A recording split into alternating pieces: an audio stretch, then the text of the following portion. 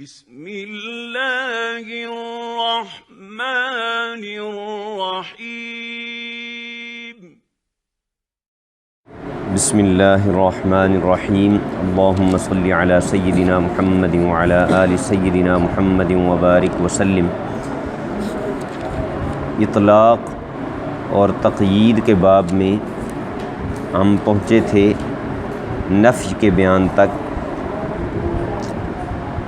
یہ نفی جو ہے یہ اس کے ساتھ کلام کی تقیید، اس کے کیا اغراض ہو سکتے ہیں؟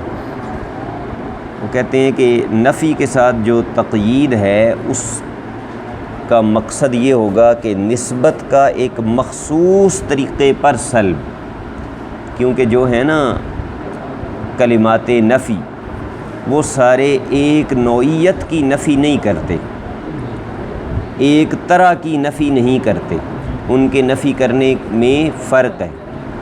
تو جس طرح کی نفی کا وہ حرف نفی فائدہ دیتا ہے اس نوعیت کی سلب کرنا نسبت کی، یہ مقصود ہوگا۔ سمجھ آئی؟ جس طرح کی نفی متکلم کی غرض ہوگی اسی طرح کا حرف نفی وہ لا کر کلام کو مقید کرے گا۔ حرف نفی 6 ہیں: لا، ما، ان، لن، لم، لما۔ اب ان میں سے ہر ایک کا الگ الگ بتاتے ہیں کہ کیا فرق ہے ان کا آپس میں، یا کن کن چیزوں میں ان کا اشتراک۔ تو لا کے بارے میں کہا کہ یہ مطلق نفی کے لیے، مطلق نفی کا مطلب یہ ہے کہ اس کی نفی کسی زمانے سے مقید نہیں ہے، نہ ماضی سے، نہ حال سے، اور نہ ہی مستقبل سے۔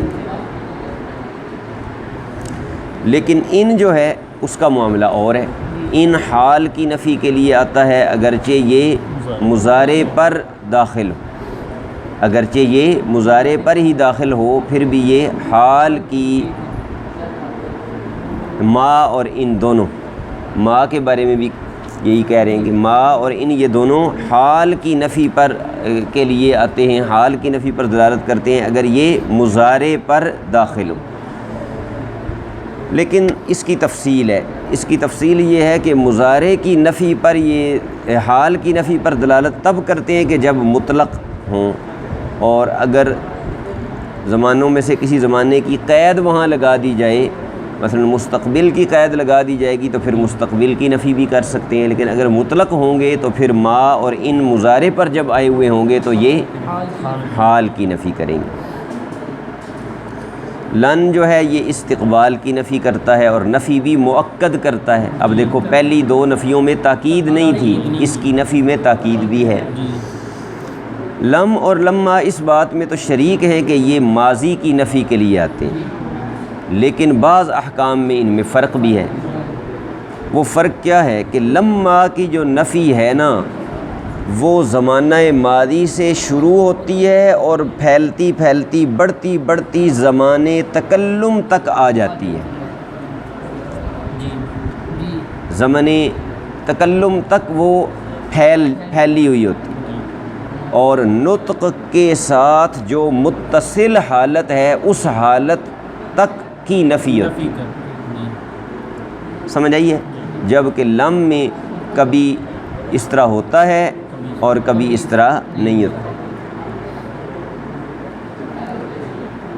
جیسے لم یلد ولم یولد، لم یلد ولم یولد۔ اب اس میں دیکھیں جو نفی کی گئی ہے تو یہ نفی ماضی سے لے کر تو یہ الفاظ کہنے تک محیط ہے، سمجھ آ گئی؟ لیکن لم یکن شیئا مذکورا، کیا انسان پر ایک زمانہ ایسا نہیں گزرا کہ جب وہ کوئی قابل ذکر چیز نہیں تھا؟ تو یہ زمانے تکلم تک تو نہیں ہے نا، کیونکہ اب تو وہ قابل ذکر چیز بن چکا ہے نا۔ لیکن لما میں جو نفی ہوتی ہے تو وہ زمانے تکلم تک منسحب ہوتی ہے، پھیلی ہوئی ہوتی ہے۔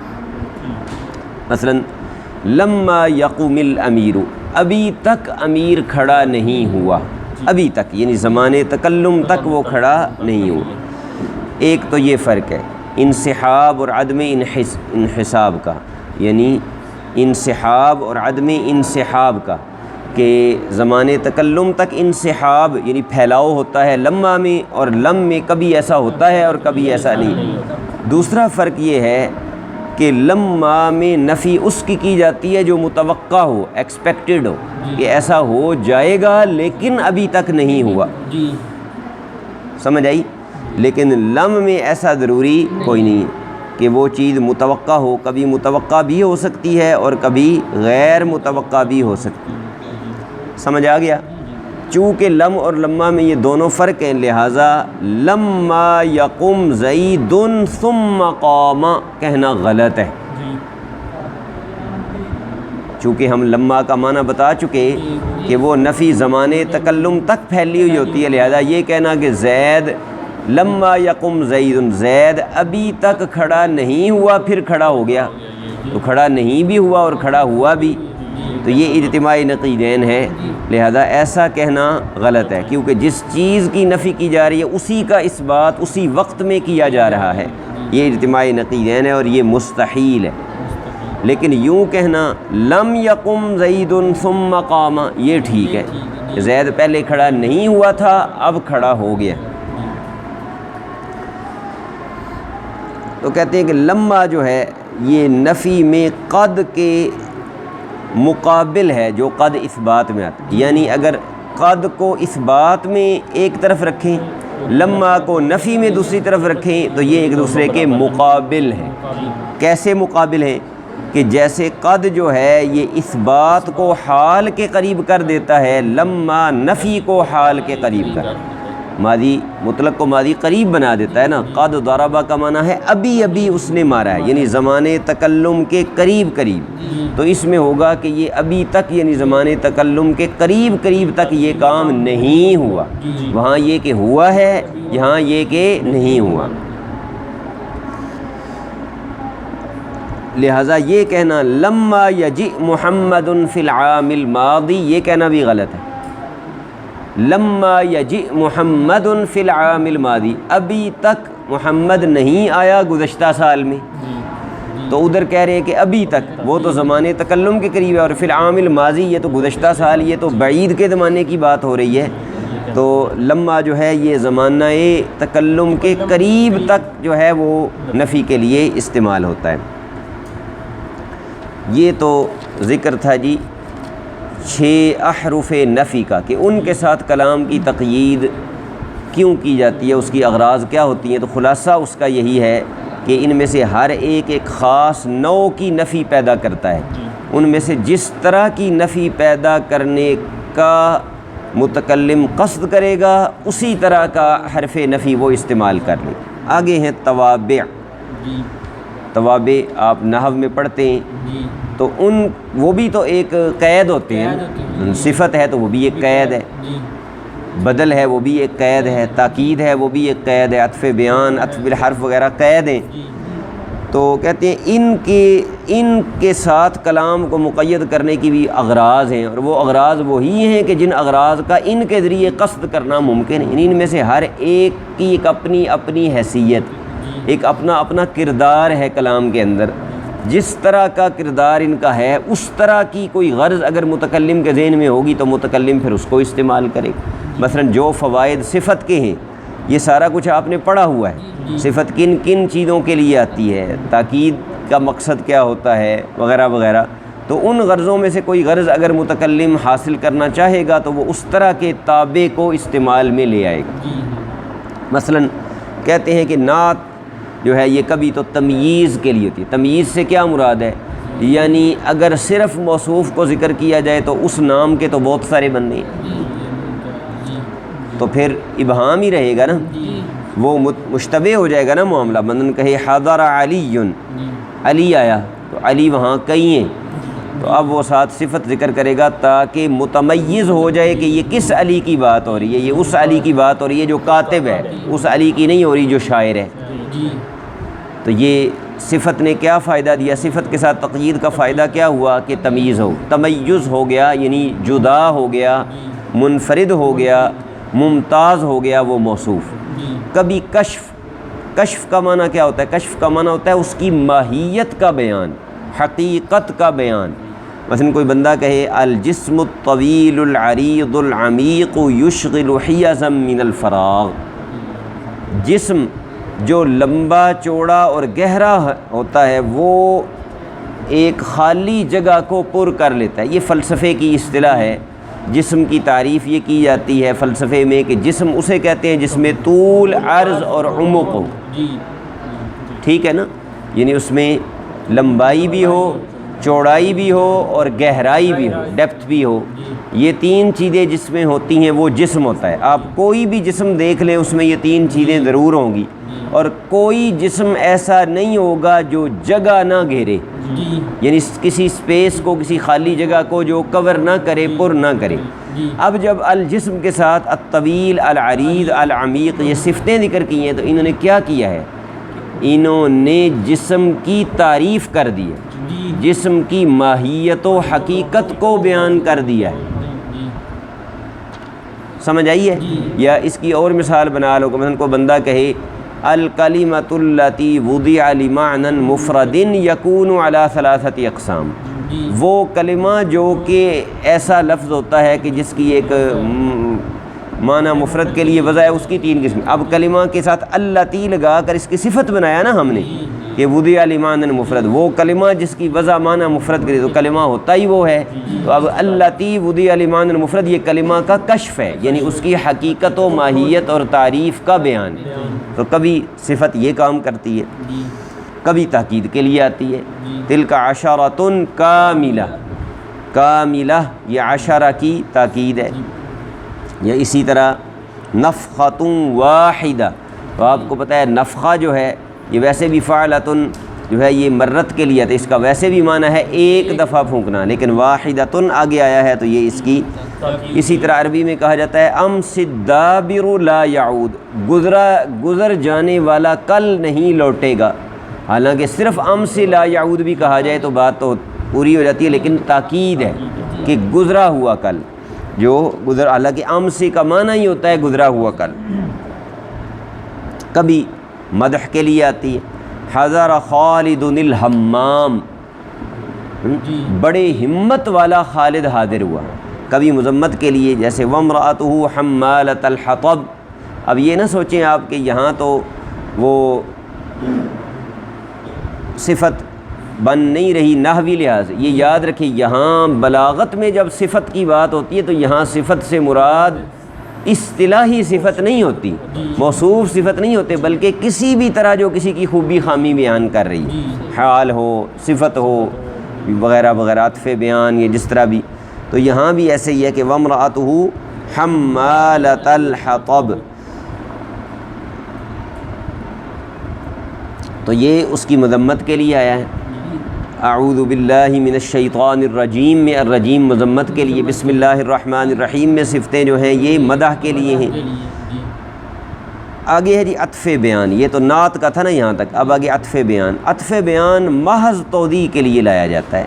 اقسم باللہ ابو حفص عمر، تو آپ پڑھ چکے ہیں نحو میں کہ اشہر اسمئی شیئن، وہ چیز کے دو ناموں میں سے اشہر ہوتا ہے، جو زیادہ مشہور ہو اسے بعد میں لایا جاتا ہے۔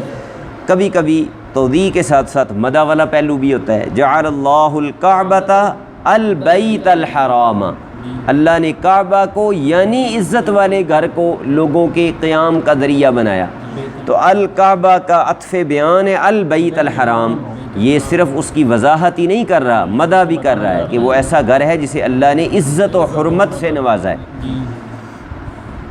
سمجھ آ گیا؟ اب توضیح سے یہاں کیا مراد ہے؟ یہ بڑی خوبصورت بات انہوں نے یہاں بتائی ہے۔ توضیح سے مراد ہر جگہ یہ نہیں ہے کہ دوسرا ہی پہلے کی بنسبت زیادہ مشہور ہوگا۔ توضیح سے مراد یہ ہے کہ دونوں مل کر معاملے کو پوری طرح واضح کر دیں۔ سمجھ آئی ہے نا؟ یعنی جب اجتماع ہوگا تو دوسرے کی وجہ سے پہلا بھی نکھر جائے گا۔ یہ کوئی ضروری نہیں کہ دوسرا پہلے کی بنسبت اوضح ہی ہو، یہ کوئی ضروری نہیں، سمجھ آئی ہے؟ بلکہ دونوں کے ملنے سے توضیح ہونا یہ ضروری ہے۔ مثلا علی زین العابدین، امام زین العابدین رضی اللہ تعالیٰ عنہ کا نام علی ہے، زین العابدین لقب ہے۔ اب یہاں زین العابدین جب علی کے بعد ذکر کیا جائے گا تو یہ کیا ہوگا؟ یہ عطف بیان ہوگا، ٹھیک ہے، عطف بیان ہوگا، اور یہ دونوں مل کر کیا کر رہے ہیں؟ معاملے کو واضح کر رہے ہیں، کیونکہ علی تو کئی ہو سکتے ہیں نا، اور بھی ان کے جو جد امجد ہیں وہ بھی تو حضرت علی ہیں، علی ابن ابی طالب، اور ان کا نام بھی علی ہے، اور بھی اہل بیت اطہار میں کئی اس نام کے افراد ہیں۔ تو علی زین العابدین جب کہا جائے گا تو یہ دونوں کے ملنے سے دوسرا پہلے کی وضاحت کر دے گا۔ العسجد الذهب، اب اسجد بھی سونا، ذہب بھی سونا، تو دونوں کے ملنے سے وضاحت ہوئی ہے۔ یہ ضروری نہیں کہ دوسرا جو ہے وہ پہلے کی بنسبت اوضح ہو۔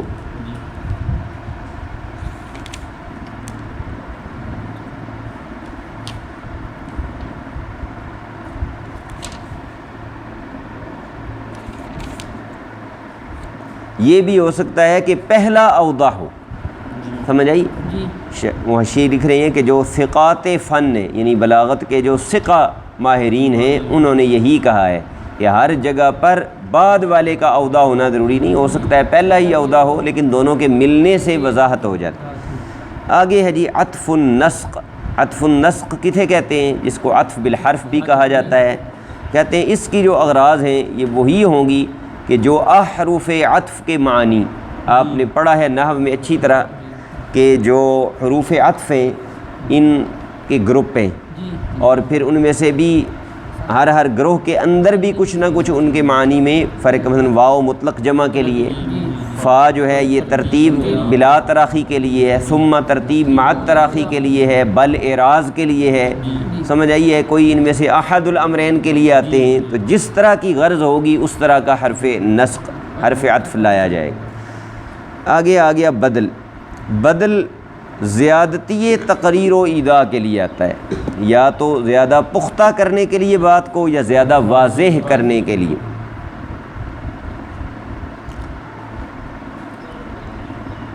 کیونکہ مقصود ذکر سے وہی ہوتا ہے نا، مبدل منہ کو تو توطیعتاً اور تمہیداً ذکر کیا جاتا ہے، اصل مقصود مبدل بدل ہوتا ہے، مبدل منہ نہیں ہوتا۔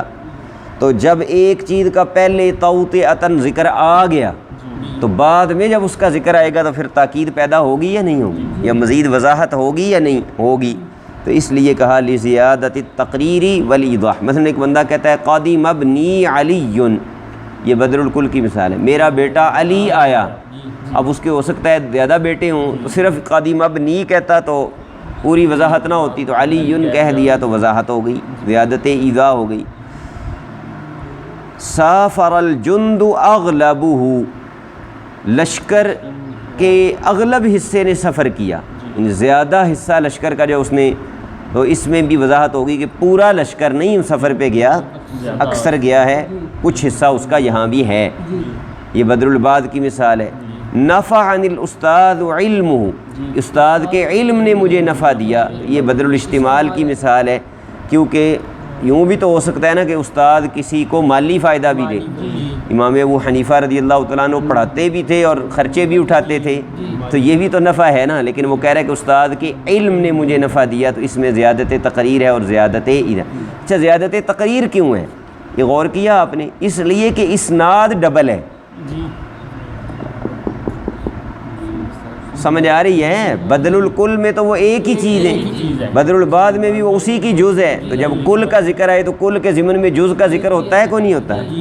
اور اشتمال میں بھی ایسے کہ وہ اسی سے تعلق رکھنے والی چیز ہے نا، تو جب تعلق والی چیز کا اسناد ہوگا تو اس میں بھی جس کی طرف اس کا تعلق ہے وہ بھی ملحوظ ہوگا، تو اس لیے زیادت تقریر اس لیے کہ یہاں اسناد دورہ دورہ ہو جاتا ہے، اگرچہ ایک کی طرف اسناد مقصود نہیں، مقصود تو دوسرے کی طرف ہی ہے، لیکن ہوتا تو بہرحال ڈبل ہے نا، دو دفعہ، اس لیے اس میں زیادت تقریر اور زیادت ایذا آ جاتا۔ ٹھیک ہے، تو یہ تھے تقیید کے دواعی۔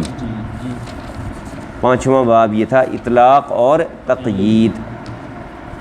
اس کے بعد آگے چھٹا باب قصر کے بیان میں آئے گا انشاءاللہ۔